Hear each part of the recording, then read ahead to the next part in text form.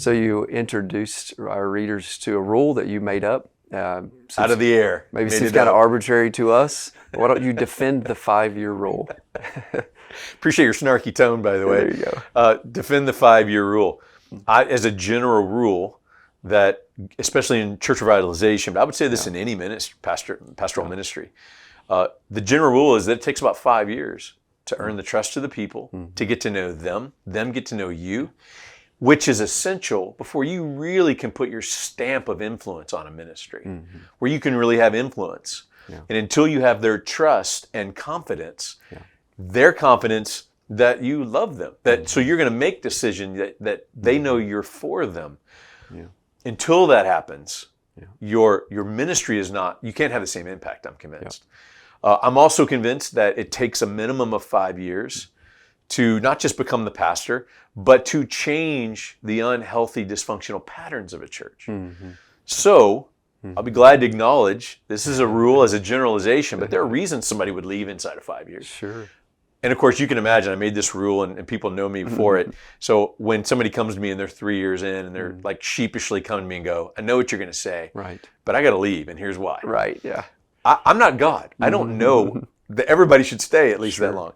But I do say this because I think it's true. It's okay if you leave, if there's good reasons to leave. That's right. But as long as you're okay with the fact that everything you've done the last 3 years will probably be undone within the next 12 months. Yeah.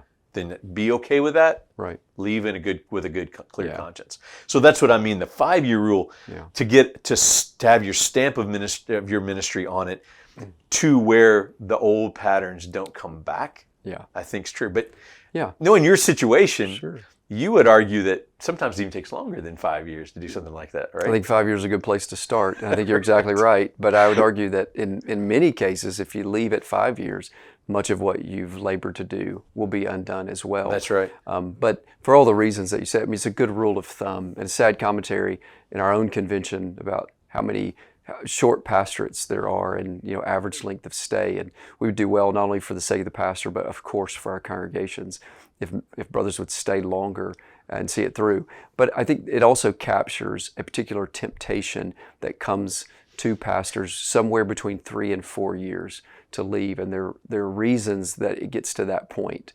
Maybe because he's labored, and maybe it's just in us. We think we've done this work for all these months, 36, 48 months, and we're not seeing the type of dramatic transformation that we want to see.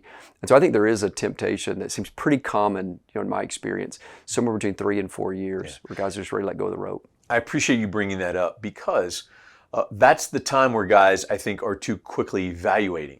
Yeah. And the other part of the 5-year rule is this is acknowledging, wait 5 years before you really evaluate what's happening here. That's right. Because if you do it at 3 years, it's not enough time, I think, to properly evaluate what God's doing. If I'm talking to a guy and he's been in his church for 5 years, 6 years, I will openly welcome, all right, let's evaluate. Is the ship turning? Yeah. Is this a place to stay and keep investing longer and those kind of things? Because I have found you can see the clear evidence. If God's at work, turning the ship, this is something to hang on and continue. Or, man, nothing. They're not given. Like I'm not sure staying another 5 years is actually good. Yeah. I believe 5 years is something magical about it that gives insight and evidence of what God is doing specifically, and if it's something to continue to invest in.